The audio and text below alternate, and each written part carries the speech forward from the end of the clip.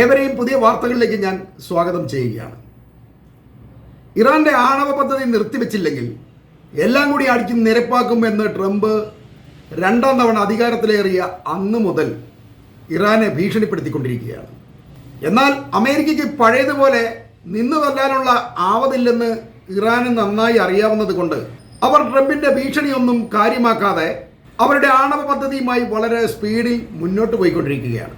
ഇനി യുദ്ധത്തിനാണെങ്കിൽ അതിനും ഞങ്ങൾ തയ്യാറാണ് എന്നുള്ള നിലപാടാണ് ഇറാനുള്ളത്. അവർ അങ്ങനെ കരുതുന്നതിന് ചില കാരണങ്ങളുണ്ട്.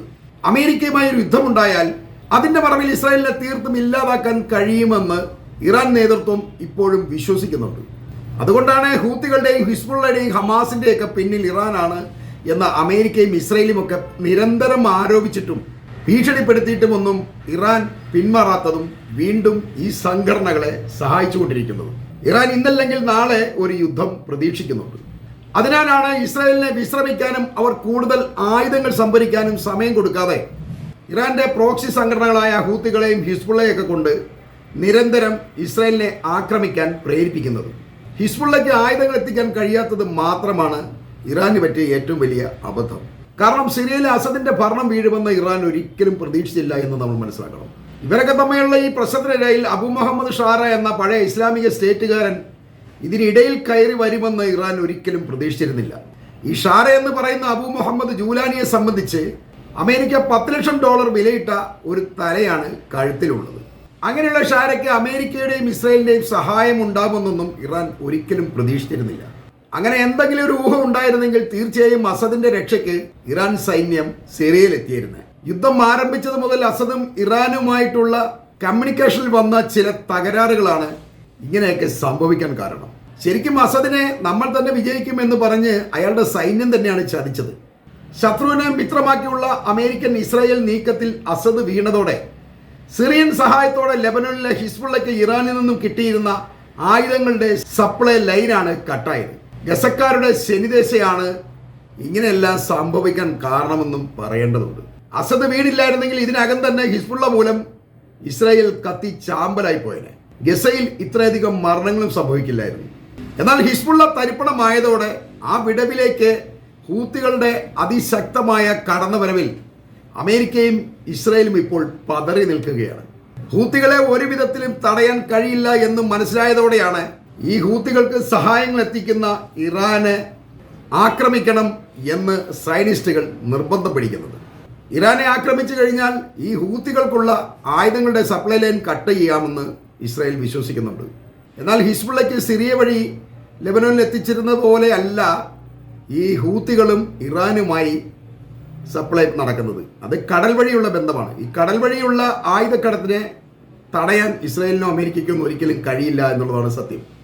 എന്നാൽ ഇറാനെ അടിക്കണമെന്ന് ഇസ്രായേൽ അമേരിക്കയോട് നിർബന്ധിക്കുമ്പോഴും അമേരിക്കയുടെ പഴഞ്ചൻ ആയുധങ്ങളുടെ ശക്തി ട്രംപിനില്ലാതെ വേറെ ആർക്കും മനസ്സിലായിട്ടില്ല എന്നുള്ളതാണ് സത്യം. അതുമായി ഇറാനെ അടിക്കാൻ ചെന്നാൽ അമേരിക്ക ഇതേവരെ ലോകത്ത് നേടിയ യുദ്ധത്തിലെ മേൽക്കൈ നഷ്ടമായി തോറ്റോടേണ്ടി വരും എന്ന് കൃത്യമായി മനസ്സിലാക്കിയത് കൊണ്ടാണ് ട്രംപ് ഇറാനുമായി ഒരു കരാറിന് പിന്നാലെ നടക്കുന്നത് എന്ന് നമ്മൾ മനസ്സിലാക്കണം. ഇറാനും അമേരിക്കയും തമ്മിലുള്ള ആദ്യ ചർച്ചയ്ക്ക് മുന്നോടിയായി ട്രംപ് പറഞ്ഞത് ഈ കരാർ പൊളിഞ്ഞാൽ ഞങ്ങൾ ഇറാനെ അടിക്കുമെന്നാണ്. എന്നാൽ 5 തവണ ഇറാനുമായി ചർച്ച നടത്തിയിട്ടും ഈ കരാർ എങ്ങുമെത്താൻ നിൽക്കുകയാണ്. അമേരിക്ക പറയുന്ന ഒരു ഉപാധിക്കും ഇറാൻ തയ്യാറാവുന്നില്ല എന്നുള്ളതാണ് സത്യം. ഇങ്ങനെ ഇറാൻ വഴങ്ങാതെ വന്നതുകൊണ്ട് ട്രംപ് ഇപ്പോൾ പുതിയ അടവ് മാറ്റിയിരിക്കുന്ന ദയനീയമായ കാഴ്ചയാണ് നമ്മൾ കാണേണ്ടത്. ഇറാന്റെ ആണവ പദ്ധതി 3 വർഷത്തേക്ക് മാറ്റിവെച്ചുകൊണ്ട് ഞങ്ങളുമായി എന്തെങ്കിലും ഒരു കരാറിന് തയ്യാറാവൂ എന്ന് ഇറാൻ പ്രസിഡന്റിന്റെ കാല് പിടിച്ച് ട്രംപ് അപേക്ഷിക്കുകയാണ്. ഇറാനെ ഞാൻ ആക്രമിക്കുമെന്നും വെല്ലുവിളിച്ചു പോയത് കൊണ്ട് ആ നാണക്കേടിൽ നിന്നും എങ്ങനെയെങ്കിലും എന്നെ രക്ഷിക്കണം എന്ന് ഇറാന്റെ കാല് പിടിച്ച് അപേക്ഷിക്കുന്ന ഒരു അഭ്യർത്ഥനയാണത്. എന്നാൽ ഇറാൻ ഈ അഭ്യർത്ഥനയും തള്ളിക്കളഞ്ഞിരിക്കുകയാണ്. ആണവ പദ്ധതികൾ നിർത്തിവെച്ചുകൊണ്ട് ഒരു കരാറിനും ഞങ്ങൾ തയ്യാറല്ല എന്നാണ് അവർ പറയുന്നത്. തന്നെയുമല്ല, നിങ്ങൾ എത്ര ഉപരോധം ഏർപ്പെടുത്തിയാലും ഞങ്ങൾ പട്ടിണി കിടക്കില്ല എന്ന് ഇറാൻ തീർത്ത് പറയുമ്പോൾ ട്രംപ് ശരിക്കും ശൂന്യനാവുകയാണ്. ഇറാനെ പിടിക്കാൻ അയാളുടെ മുന്നിൽ ഇപ്പോൾ മറ്റു വഴികളൊന്നുമില്ല. ഇതിനിടയിൽ ഒരു കാര്യം നമ്മൾ ശ്രദ്ധിക്കേണ്ടത്, ഇതുവരെ ഞങ്ങൾക്ക് ആണവ പദ്ധതികൾ ഒന്നുമില്ല എന്ന് പറഞ്ഞിരുന്ന ഇറാൻ ഇപ്പോൾ പറയുന്നത് ഞങ്ങൾ ആണവ പദ്ധതി നിർത്തിവെക്കില്ല എന്നാണ്.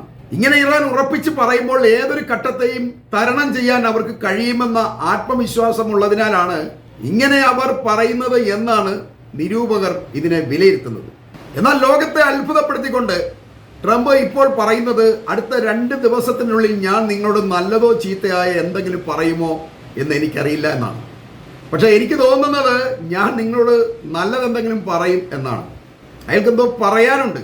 അത് 2 ദിവസത്തിനുള്ളിൽ ലോകത്തോട് വിളിച്ച് പറയുമെന്നാണ് ട്രംപ് ഇപ്പോൾ പറയുന്നത്. 5ാം തവണയും ഇവരുടെ ചർച്ച എങ്ങും എത്താഞ്ഞിട്ട് പോലും ട്രംപ് ഇങ്ങനെ പറയുന്നത് എന്താണെന്നാണ് എല്ലാവരും ചോദിക്കുന്നത്. എന്താണ് ട്രംപിന് ലോകത്തോട് പറയാനുള്ളത്? ഹൂത്തികളുമായി ഉണ്ടായതുപോലെ പരസ്പരം ആക്രമിക്കില്ല എന്നായിരിക്കും ട്രംപ് നാളത്തെ കഴിഞ്ഞ് പറയാൻ പോകുന്നത്. അങ്ങനെ ഒരു കരാറായിരിക്കും ട്രംപ് വെക്കാൻ പോകുന്നത്. അതല്ലാതെ ട്രംപിന് അവിടെ നിന്ന് രക്ഷപ്പെടാൻ യാതൊരു മാർഗവുമില്ല. ഇറാനുമായി ഞങ്ങൾ ഒരു കരാർ ഉണ്ടാക്കിയിട്ടുണ്ട്, ഇനി ഞങ്ങൾ പരസ്പരം ആക്രമിക്കില്ല, ഇറാന്റെ ആണവ പദ്ധതികൾ അവർ ഉടൻ തന്നെ നിർത്തും എന്നൊക്കെ ആയിരിക്കും ട്രംപ് പറയാൻ പോകുന്നത്. കാരണം അയാൾക്ക് കള്ളം പറയാൻ നന്നായിട്ട് അറിയാമല്ലോ. അതുകൊണ്ട് തന്നെ പറയും ഇറാനുമായി ഞങ്ങൾ അങ്ങനെ ഒരു കരാറാണ് വെച്ചിരിക്കുന്നത്, അതുകൊണ്ട് ഞങ്ങൾ പിന്മാറുന്നു, ഇറാനെ ആക്രമിക്കാനൊന്നും പദ്ധതിയില്ല എന്ന് പറഞ്ഞ് അയാൾ സ്ഥലം വിടും. എന്നാൽ ഇതിനകത്ത് കുഴപ്പമെന്ന് വെച്ചാൽ ട്രംപ് ഇറാനുമായി ഒരു രക്ഷപ്പെടൽ കരാർ ഉറപ്പിക്കാൻ ശ്രമിക്കുമ്പോൾ തീർത്തും ഒറ്റപ്പെടുന്നത് ഇസ്രായേൽ തന്നെയാണ്. ട്രംപുമായിട്ടുള്ള ഇറാന്റെ ഈ കരാറിൽ ഇസ്രായേലിനെ കക്ഷിയാക്കാൻ ഒരിക്കലും ഇറാൻ അനുവദിക്കില്ല എന്നുള്ളതാണ് സത്യം. കാരണം ഇസ്രായേലിനോട് ഇറാന് ഒരുപാട് കണക്കുകൾ തീർക്കാനുണ്ട്. ഇറാന്റെ പ്രിയപ്പെട്ട സൈനിക തലവൻ കാസിം സുലൈമാനി തൊട്ട് അവരുടെ ഗസ്റ്റായിരുന്ന ഹമാസിന്റെ തലവൻ ഇസ്മായിൽ ഹനിയയുടെ കൊലപാതകം വരെയുള്ള കണക്കുകൾ ഇറാന് ഇസ്രായേലിനോട് പറയാനുണ്ട്. അവരതിന് പകരം വീട്ടുക തന്നെ ചെയ്യും. ഹൂത്തികളുമായി ട്രംപ് ഉണ്ടാക്കിയ കരാറിലും ഇസ്രായേലിനെ ഞങ്ങൾ ആക്രമിക്കുന്നതിൽ അമേരിക്ക തടസ്സം നിൽക്കില്ല എന്നാണ് വ്യക്തമായി പറഞ്ഞിരുന്നത്. അന്ന് മുതൽ ദിവസം 3-4 മിസൈലുകൾ വീതമാണ് ഹൂത്തികൾ ഇസ്രായേലിലേക്ക് അയച്ചുകൊണ്ടിരിക്കുന്നത്. ഈ ആക്രമണങ്ങളിൽ നിന്നും ഇസ്രായേലിന് രക്ഷപ്പെടാൻ വേണ്ടി ഹൂത്തികളുമായി ഒരു കരാർ ഒപ്പിച്ചു തരാൻ പറഞ്ഞ് ഈ നെതന്യാഹു ട്രംപിനെ സമീപിച്ചതായി ചില പ്രാദേശിക പത്രങ്ങൾ റിപ്പോർട്ട് ചെയ്യുന്നുണ്ട്. എന്നാൽ ട്രംപ് പറഞ്ഞത് നിങ്ങൾ ഗസയിലെ യുദ്ധം അവസാനിപ്പിച്ചു മടങ്ങിപ്പോകൂ, അപ്പോൾ ഹൂത്തികൾ തനിയെ അവരുടെ ആക്രമണം നിർത്തിക്കൊള്ളും എന്നാണ്. ഇതിലൂടെ ട്രംപ് തീർത്തും ഇസ്രായേലിനെ കൈഴിഞ്ഞിരിക്കുന്നു എന്ന് തന്നെയാണ് നമ്മൾ മനസ്സിലാക്കേണ്ടത്. അതുപോലെ ഇറാനുമായി ട്രംപ് ഒരു കരാർ ഉണ്ടാക്കിയാൽ പിന്നെ ഇസ്രായേലിനെ ആക്രമിക്കാൻ ഇറാന് തടസ്സമൊന്നും ഉണ്ടാവില്ല. ഒരുപക്ഷെ ഇങ്ങനെ ഒരു ധാരണയിൽ ട്രംപും ഇറാനുമായി എത്തിയിട്ടുണ്ടാവും എന്നും നമ്മൾ വിശ്വസിക്കേണ്ടതായ ചില തെളിവുകളുണ്ട്. അത് ഇക്കഴിഞ്ഞ ദിവസം ട്രൂ പ്രോമിസ് 3യെക്കുറിച്ച് ഇറാന്റെ സൈനിക തലവന്മാർ അവരുടെ പ്രസിഡന്റുമായി ചർച്ച ചെയ്തതായി യമനിൽ നിന്നുള്ള ചില പത്രങ്ങൾ റിപ്പോർട്ട് ചെയ്തിരുന്നു.